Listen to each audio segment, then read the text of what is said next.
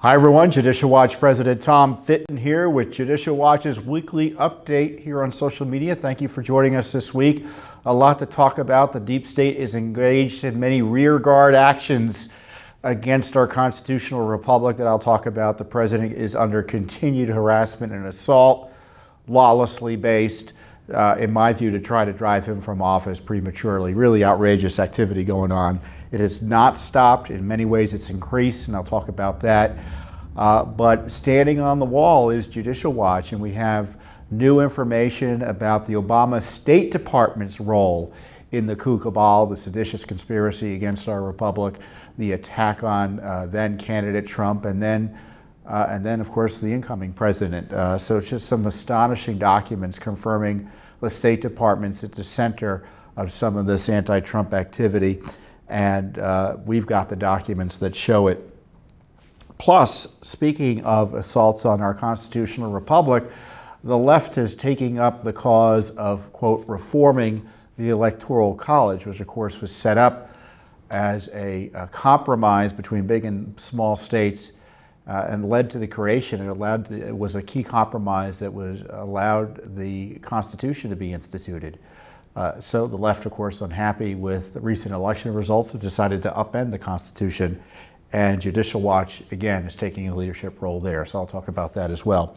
But first up is the continued attacks on President Trump, efforts to undermine the rule of law, both from, again, within the deep state, within the administration, from the anti-Trump faction in the House of Representatives, and then, of course, you have their allies in the liberal media. And I say liberal media, but, I really even hate to call them media these days. There is much media, at least as Judicial Watch is media. In my view, many of these media outlets, the mainstream ones that you are used to seeing, CBS, NBC, The Washington Post, you name it, MSNBC, CNN, I've taken to calling them liberal advocacy groups. Now, it doesn't mean they can't engage in journalism from time to time and do press things, but at the end of the day, they're liberal advocacy groups. And you see that in the coverage of the president's comments in an interview with George Stephanopoulos, who was a Clinton operative. He worked for the Clinton campaign, for Hillary, he worked for the Clinton campaign back when President Clinton first ran and won for office. He worked in the Clinton White House, and he left the Clinton White House, eventually was hired by ABC News. And there was a lot of outrage when George Stephanopoulos was first hired by ABC News because he was a political operative, and he was being hired by a major television network news outlet. And nowadays that often happens, but back then it didn't happen, at least in such a high-profile way. And ABC News assured Americans at the time, oh, don't worry, George Stephanopoulos is just going to be a commentator. Well, it turns out he's one of the key leaders in their news division now. And it doesn't mean he's a terrible journalist and such, but he is a partisan liberal Democrat. And he may do good journalism, he may do good interviews from time to time, but he's certainly not a conservative, to put it charitably. So he had an interview with President Trump, and he was asked, and you've probably seen the clip, would he call the FBI if approached by a foreign government with information? And President Trump answered quite sensibly, well, what do you mean? I don't know what you mean. If a foreign government or foreigners contacted me and they had information on my opponent, I would listen to what they have to say. And if there was some issue with what they were saying, I'd contact the FBI. But the idea that you don't listen to sources of information because they might come from foreigners or foreign governments is obviously absurd. And then Stephanopoulos says, well, the FBI director says you need to contact the FBI. And President Trump said, well, the FBI director's wrong. And so the predictable, hypocritical, liberal media outrage machine went into high gear. The president is a traitor. He says he'd be willing to work with foreign governments to go after his political opponents, as if President Obama did it. And then Hillary Clinton, of course, did it with the DNC and to hire Fusion GPS, who hired a foreign spy who worked with Russia Intel to attack President Trump. So you had Hillary Clinton, the Democratic president, working hand in glove with the Obama administration to take Russia intelligence information that came from government operatives, obviously, or so they tell us, to target then candidate Trump.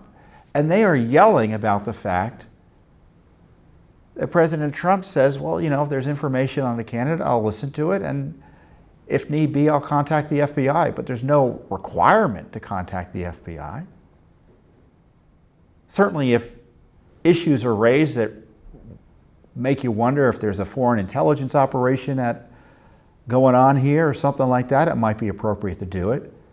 But we do not live in a totalitarian state where we have to communicate our contacts with foreigners to the government. That's what totalitarian states demand of. Remember in the old former Soviet Union, they wanted to know your contacts and communications with foreigners. You were required oftentimes to report that. Is that what they're suggesting now be the case? Hillary Clinton did it. And I was on Hannity this week and I made the point, Hillary Clinton not only got, quote, dirt on her opponent from a foreign government, she got cash from her foreign government partner. As Judicial Watch exposed through Judicial Watch Freedom of Information Act litigation, she received $500,000 personally. How? Through her husband, who got a speaking fee from a Russian foreign government, from a Russia front company. It was an investor for essentially the Russian government, so it was a Russian government operation. They gave him $500,000 to make a speech in Russia. I don't care if you're a former president or not, $500,000 is not a normal speaking fee. And so when you give money personally for a speaking fee to Bill Clinton, the media would like you to forget this, but Bill and Hillary Clinton are married, so his money is her money. So she's Secretary of State, and he's getting cash from the Russian government, quite readily apparent. And he also receives cash from other speaking engagements with foreign governments. So she's getting cash directly from these governments through her husband's speaking fees. And we also know separately that millions of dollars, of course, our U.S. intelligence agencies knew this but didn't care because it was Hillary Clinton and it was Democrats and they protect their own. Tens of millions of dollars, hundreds of millions, funneled not only to their coffers personally but to the Clinton Foundation with the hopes of getting a good result on that Uranium One deal. And the president is called a traitor for doing nothing wrong other than suggesting that, if people have information about my opponent and they're foreigners, of course I might listen.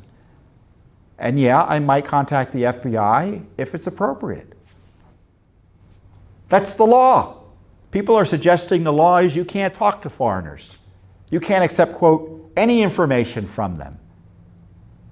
It's not the law, and if it were the law, it'd be unconstitutional. The law prevents foreign governments or foreigners from contributing directly cash contributions to campaigns. But the idea that candidates don't talk to foreign nationals is just absurd. You had members of Congress, Democrats, trying to reach out to the Russians. There's a recording of Adam Schiff with someone who's pretending to be a Russian, and he's quite happy to talk to him because he had pretending to have dirt on President Trump. Christopher Steele's a foreign national. Oh, the left says, well, he was hired. So it's okay if you pay the Russians for dirt on your opponent, but you can't talk to the Russians for dirt on your opponent. It doesn't make any sense, does it? You know why it doesn't make any sense? Because the left is desperate, specifically the Democratic left, because their party was caught in the worst corruption scandal in American history, which is the use of the intelligence agencies in virtually every major agency in the federal government to target one man, Donald Trump. There are other people around him targeted, but the goal was to target and destroy him through spying and other illicit activities. President Trump is a crime victim. They've been caught as the perps of the crime. So they're going to do everything they can to distract from that, including all of this noise about President Trump's innocent comments. But that's just the first part of the deep state, as I say, counterattacks. I've been taking a saying, it's been like a battle of the bulge every day against the deep state here, because every step is faced with a counterattack. And you have the Democrats attacking the administration through fraudulent contempt citations this week. I think they voted out of committee 2 contempt citations against Wilbur Ross, who's head of the Commerce Department, and I think A.G. Barr, over their failure to turn over certain Census Department documents. Well, what is the argument here? First of all, they don't have a right to the documents, so the contempt is meritless. Trust me on that. And if they did, it's the sort of thing you negotiate your way through. This is a fight they're trying to pick because they're desperate. Why are they desperate? Because President Trump's Census Department has decided it might be good, and they wanted to add the question to the census, figuring out how many foreign nationals are present here in the United States. As Jim Jordan said, the left is desperate for you not to know that. And I think he said more specifically, the mirror image of that is they don't want you to know how many Americans are present here in the United States. And Judicial Watch has participated in an amicus brief before the Supreme Court that's hearing left-wing challenges to the right of the Census Bureau to ask this question. To even say there's a challenge kind of tells you that the challenge is probably not going to survive because it doesn't make much sense. Of course, the Census Department can answer that, ask that common sense type of question. And it looks like the court here, the Supreme Court heard the oral arguments recently, had oral arguments on the issue recently, and it looks like there's a majority in favor of letting the rule of law prevail here and getting answers to these questions. So the left is picking a fake fight with the Trump administration on this Census Bureau question. Then you have the continued harassment of the president's family. You have the Don Trump Jr. having to go to the Senate to testify. Again, the Senate Foreign Intelligence, the Senate Intelligence Committee, nominally run by Democrats, nominally run by Republicans, effectively run by Democrats, had brought Donald Trump Jr. in for another harassing deposition. He had to answer more questions based on what? Michael Cohen, the president's former attorney, admitted liar. Then you have Adam Schiff over at the House Intelligence Committee issue more subpoenas, basically designed to retread the Russia investigation again. 4 or 5 investigations. We talked about last week how Nancy Pelosi said the president ought to be in jail. Well, that's what this is about, destroying the president. And when Nancy Pelosi pretends not to be in favor of impeachment, oh, please. Jerry Nadler is her guy. He's the head of the Judiciary Committee. He's in favor of impeachment. Do you think he's doing that contrary to the wishes of Nancy Pelosi? That's not the way the House of Representatives works. Both on the Republican and the Democratic side, the chairmen are creatures of the speaker. I don't like that. I don't like it when the Republicans are running things, and frankly, if you're a liberal, you may want your chairman to be more independent as well, don't you think? But that's not the way it works. It's politics in the House there. The speaker picks the chairman. And they don't go out and go rogue on impeachment without the speaker's say-so. So this is a death by 1,000 cuts. This is presidential harassment. This is a slow motion coup. They're trying to generate the narrative justifying impeachment and removal of the president. Now, they may not succeed in any of that, but they like the politics of it, which is, I guess, all is fair in love in politics, right? But if it were just politics, I wouldn't be yelling about it. But you have an affront to the rule of law here. Misuse of the contempt power, harassing individuals with government subpoenas, albeit congressional subpoenas.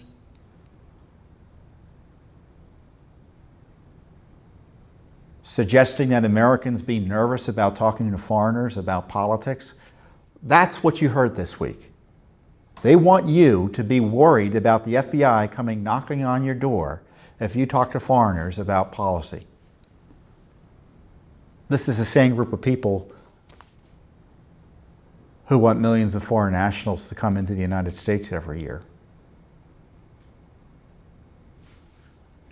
So there's no principle involved here. They don't care about foreigners talking to people about policy. They're just using it as an argument to try to destroy the president.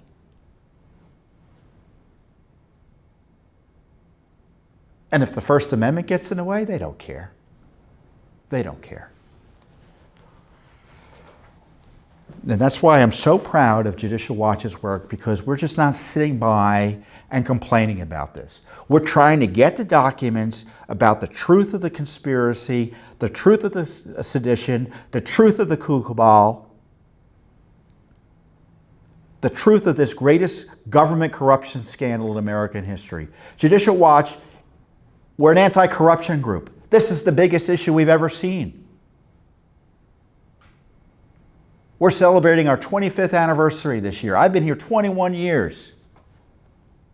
I was here during the Clinton administration when they were using FBI files and targeting people with the IRS. You know, that's not a new thing, guys.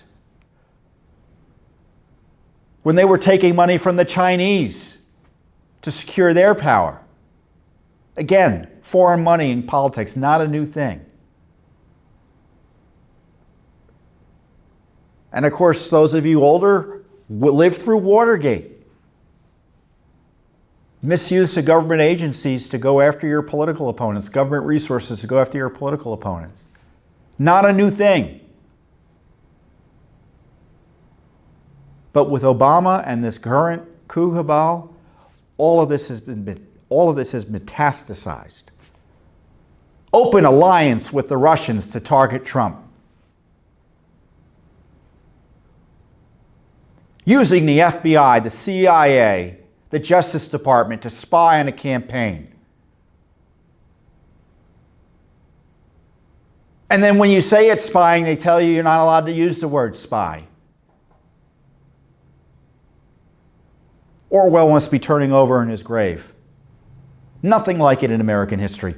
Worse than Watergate. The left had the temerity to bring in John Dean, the corrupt Attorney General under Nixon, who's made a career of attacking Republicans.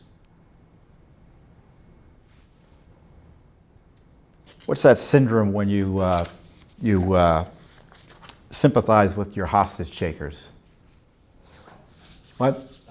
Stockholm syndrome, whatever you want to call it. So Mr. Dean, who was essentially put in jail by the left, has made a career of kowtowing to the very groups that wanted to put him away by pretending all Republicans are like Nixon. I know I've jokingly put out on Twitter and elsewhere on social media, you know who's like Nixon? Barack Obama. In fact, Barack Obama makes Nixon seem like an amateur when it comes to marshaling the resources of government to target his political opposition. He suppressed an entire political movement against him using the IRS. He and his Democratic allies at the IRS and the Congress, and they all worked together to target the Tea Party. It helped him stay in power in 2012. Tea Party was essentially put out by the IRS. He said, oh, we had the IRS do this for this in 2012. What are we going to do in 2016? Hey, let's double down. Go with the FBI, DOJ, CIA. We'll just spy on the campaign. Oh, we got to be sure to protect our candidate from the consequences of her rather obvious criminal behavior, Hillary. And we'll spread the smear that Russia helped him win and Russia was behind his campaign success and candidacy. Remember, the smear didn't begin after he won. It began before he won. This smear operation went out before he won, and it came with the help of the Obama administration. Like I said, Nixon's an amateur compared to the crowd that was running the Obama administration. And we've got more documents. As I said, we're not standing by and just commenting and watching what's happening. We're getting the word out, obviously, which is important. Because, believe it or not, you may feel as strongly about this as I do. Not too many people in Washington care. One whit. President cares. There are a few members of Congress who recognize the threat to the Republic as a result of this misconduct. Most of the Republican establishment doesn't care. And obviously the Democrats don't care. They did it. In fact, you had a key Republican establishment member involved in spreading the smear, John McCain. His close associates were spreading the dossier. So what is Judicial Watch doing about it? We're getting the records. We're suing in federal court, exposing the truth. As Congress is either complicit or incompetent in getting the information out, and complicit, at least with the House Democrats right now, in suppressing it and trying to hide it and avoid it. And the deep state doesn't want to turn over anything, so we have to sue. And one of these suits led to some massive disclosures recently from the State Department. We sued with the Daily Caller News Foundation, which does excellent reporting on this. Chuck Ross, who works over there, he was on our recent Deep State panel with Carter Page. I hope you saw that. If you haven't, we'll put a link in there. So Chuck has been one of those leading journalists kind of reporting on this. And so we sued for documents back, again, in April of last year for, we had 3 FOIA requests. We essentially were asking for the State Department's contacts and communications with Steele, Orbis Business Intelligence, which was Steele's group, and specifically this guy, Anthony Weiner. Who's Anthony Weiner? Well, he was the Libya coordinator.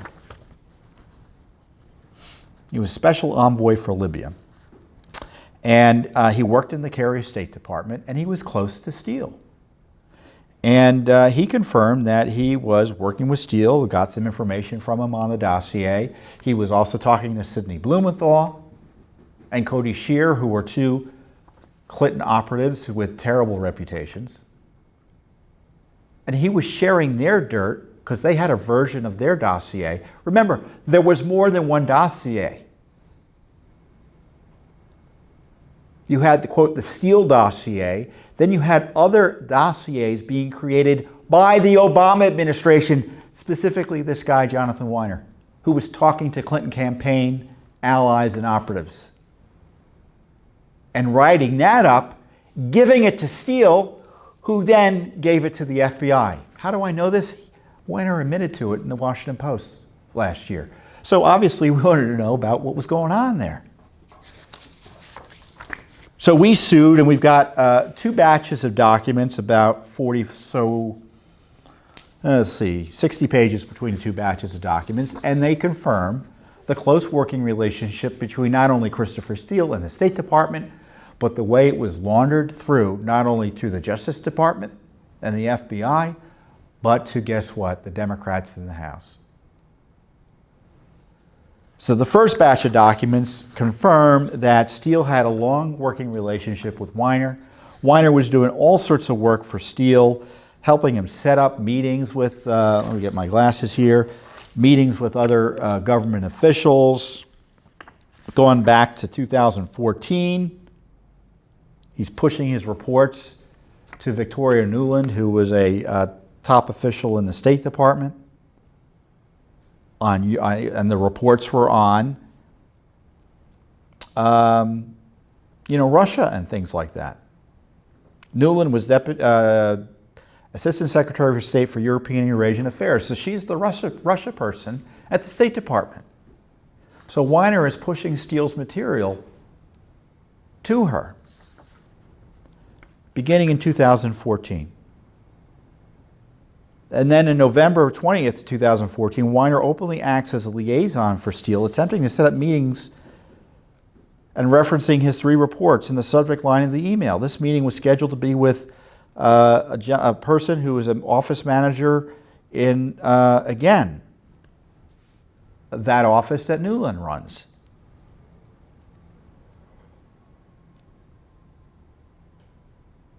Working with outside groups to help Steele as well. Just an incredible series of emails. This is probably the more interesting of the emails here. January 12th, 2017. This is right beginning, end of the Obama era, beginning of the Trump era. President's going to be inaugurated a few weeks later. Weiner gets an email from a Hollywood producer asking him, "Dear Jonathan, I've been meaning to write to you and just came across this article which mentions your name. Let's do a movie about this."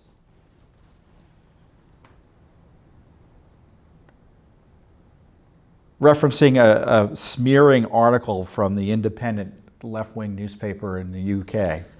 I was wondering if you decided what your next position will be after leaving government. I'd like to keep in touch and get together next time in Washington. I'm working on a mini-series about Watergate with ABC with John Dean. So this is what's going on at the State Department. They're gleefully working with Christopher Steele.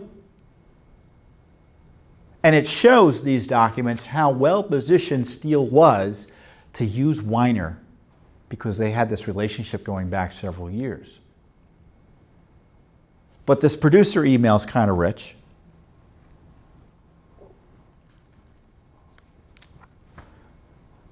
Because, the Hollywood producer, by the way, is a Clinton friend.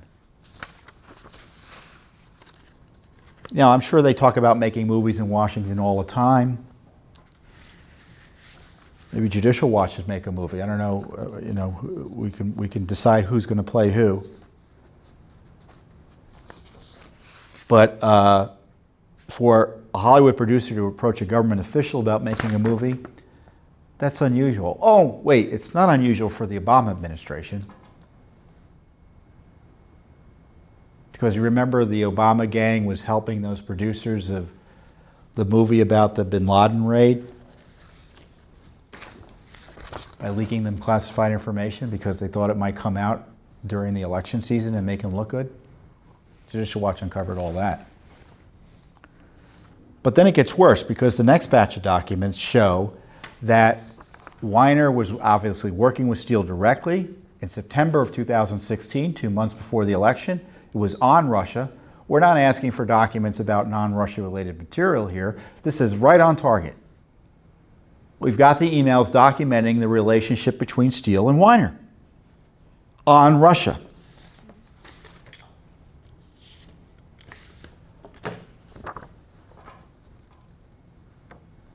And who were they talking to once they got all this information? This is what goes on. Steele talks to Weiner. Weiner talks to Nuland, who's the top dog in the State Department under Obama on Russia. And who does Nuland call? Steny Hoyer's office, his national security advisor, who writes her, "You've been a warrior on these issues, and I look forward to speaking further to preserve and wherever possible strengthen the important work you have done." So you've got a number of emails. Steele is talking to Weiner in 2016, and then they're coordinating with Hoyer in 2017. This is after the election. Excuse me, in November of 2016, after the election.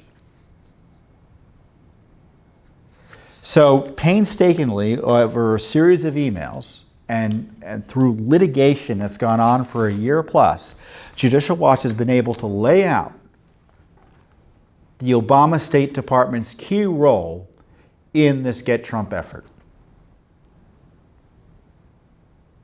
You may recall other documents we've uncovered that show that the State Department was desperate to get out classified information,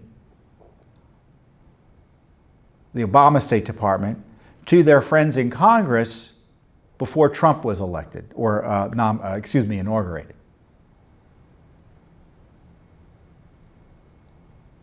Well, that's inappropriate, because to send out classified information to people who don't need to see it for improper purposes is illegal.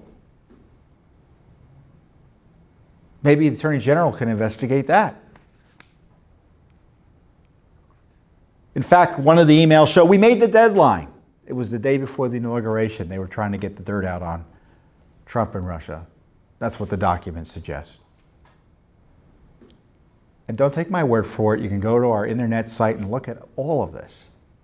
But it's clearer than day the State Department was a center of anti-Trump activity just as much as the DOJ and the FBI and Peter Strzok and his insurance policies. Peter Strzok didn't need an insurance policy. The State Department was doing it. Going after Trump. So we can complain that Director Wray needs to clean up the FBI, the AG needs to clean up the DOJ. Secretary Pompeo needs to figure out what was going on in the State Department.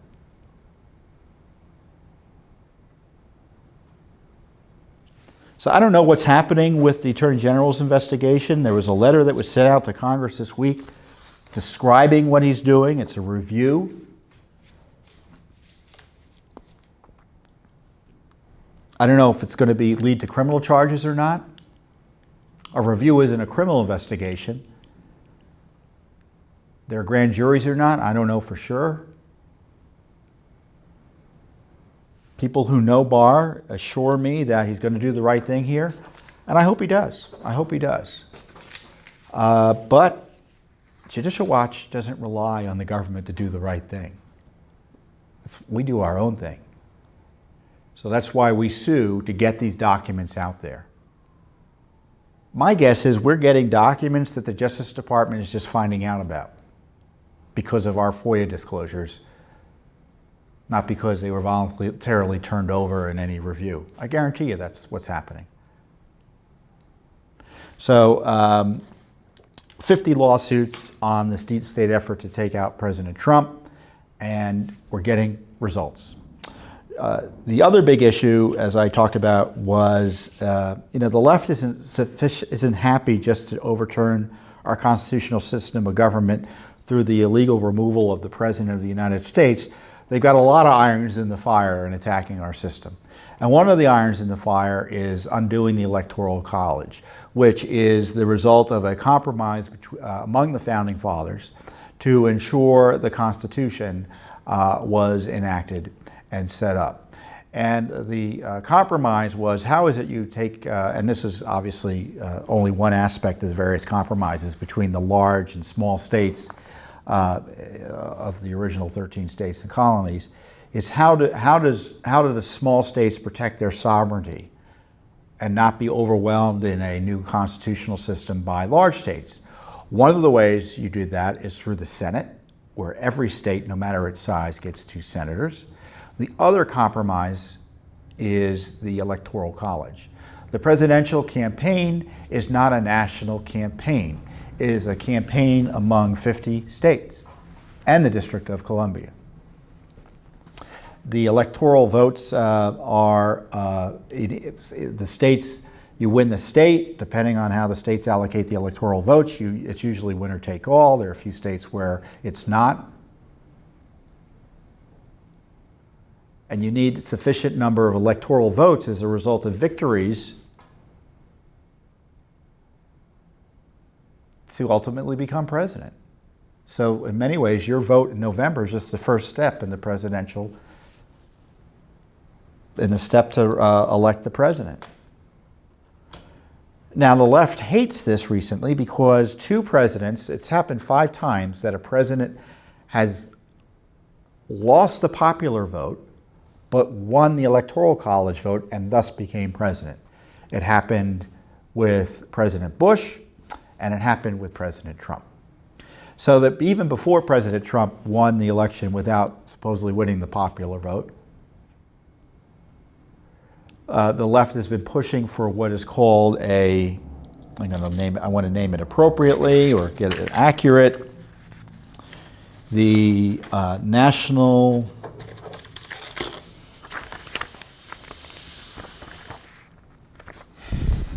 what's it called? The National Popular Vote Interstate Compact.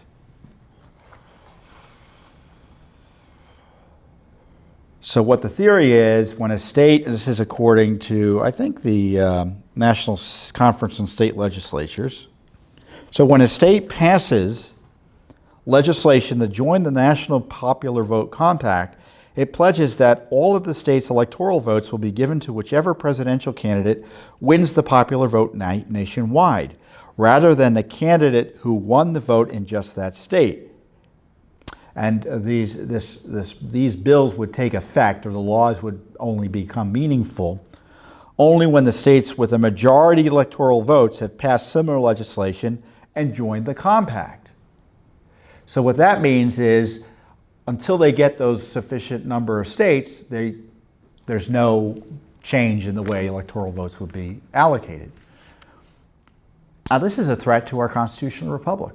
That's not the way the founders set up the system. That's not the way the Electoral College is supposed to work. I mean, you can think of the number of objections to that. Imagine, let's say, living in a state like, well, let's say you're a Democrat living in New York, and the popular vote, and New York goes to the Democrat candidate, as it often does. But the popular vote is won by the Republican. Well, your state's sovereignty and your vote means jack, because all of those electoral votes, despite who you voted for, from your state, would go to the Republican. Because Republicans in other parts of the country voted in, or independents, whoever, voted in large enough numbers to override your state's sovereign decision through its voters to vote for the Democrat. Now, truth be told, Democrats want this because they want to use that exactly as I described. They do not want conservative states like Texas and Florida, or nominally conservative states like Florida, because it can go either way, obviously. All those electoral college votes in not conservative states in the heartland and elsewhere and the Southwest and wherever, the Southeast, to overcome their huge popular vote margins that liberals are able to get in states like California and New York.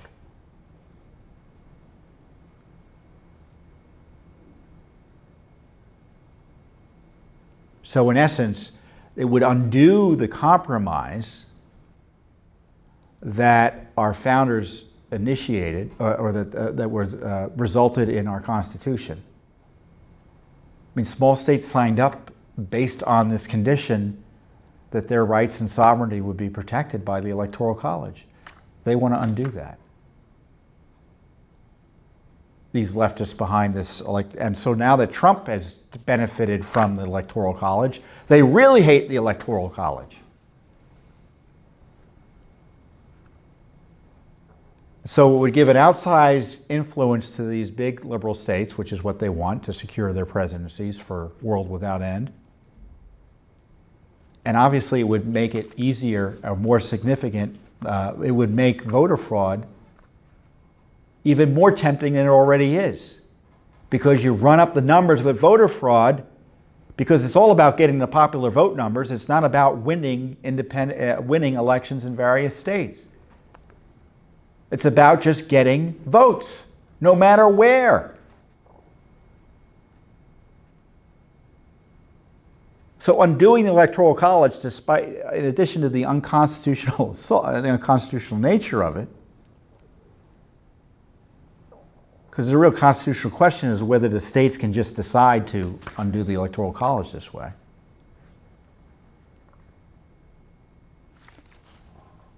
It would encourage voter fraud and really just undermine our elections. Because the wonderful thing about the Electoral College is, look, there are states where candidates don't have to, and this is only for presidential candidates because the Electoral College only applies to the presidency. Democrats don't have to really campaign much in California. They go and raise money because California is seen as a solidly Democratic state.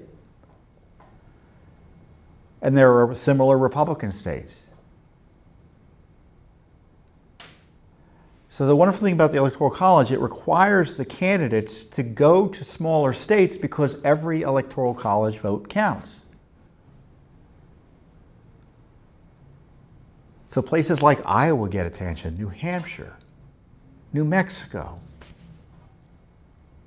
States with 1, 2, I think the minimum is 3 Electoral College votes. I don't know if each state has 3 Electoral College votes that I just named, but you get the picture. So it ensures that regional interests and state interests are at least acknowledged during the campaigns. That's the genius of our Constitution, and the left hates it because it gets in the way of their power, their quest for power.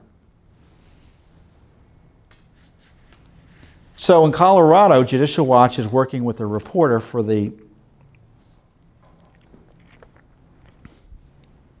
not the Daily Caller News Foundation, the Free Beacon, Washington Free Beacon, Todd Shepard, great reporter. Colorado passed this voter bill, this Electoral College attack. It was signed by the governor. The Secretary of State applauded it. And I want to read the statement Secretary of State Jenna Griswold put out there when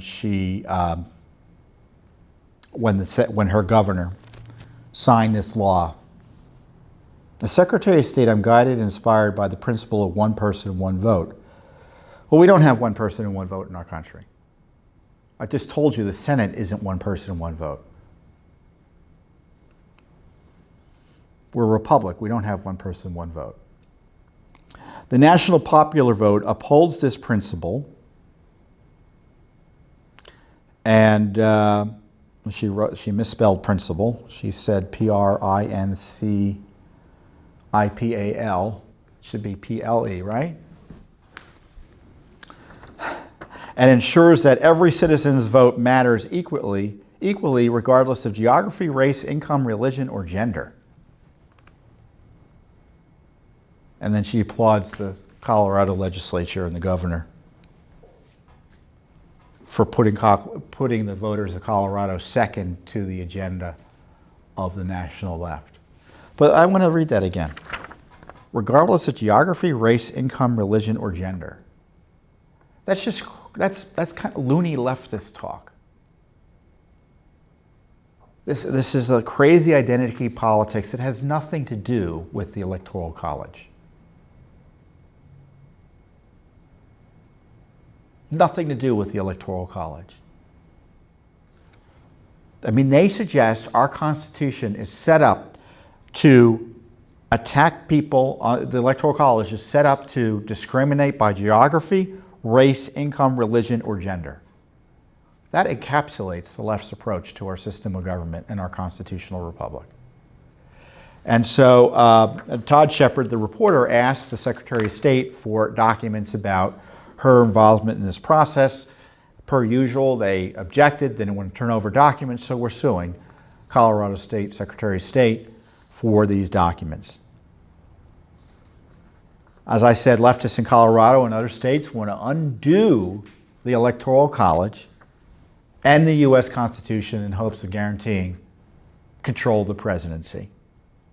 The attack on the Electoral College would give outsized unconstitutional influence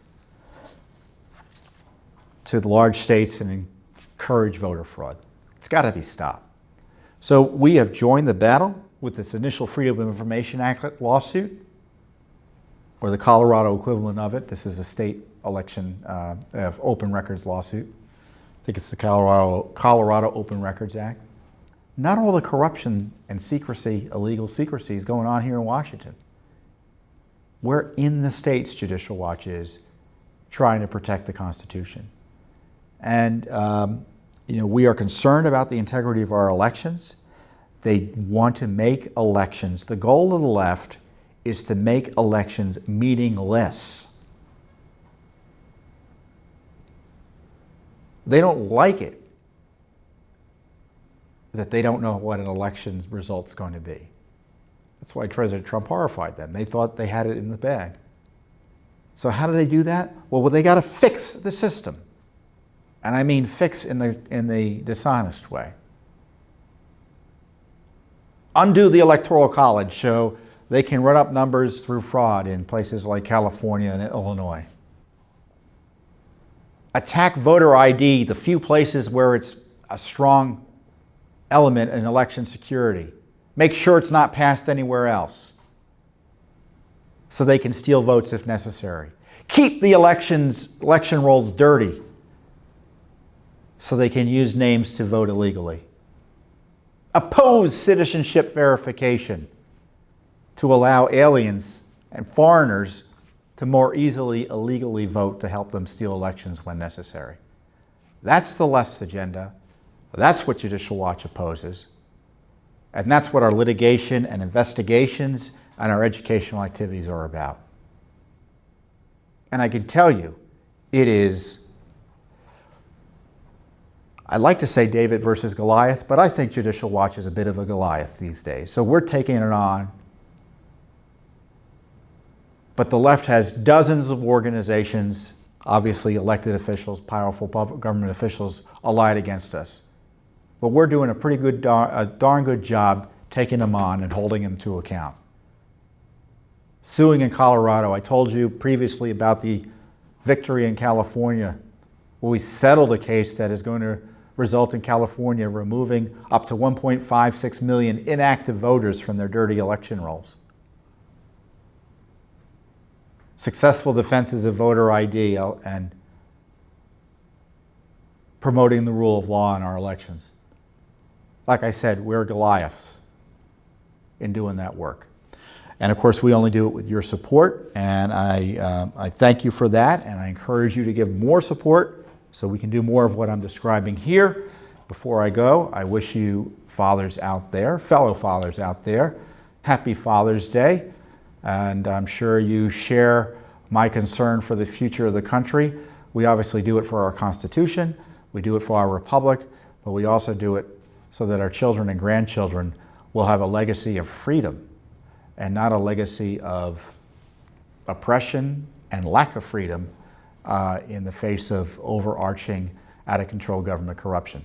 So thank you again, and have a wonderful Father's Day weekend.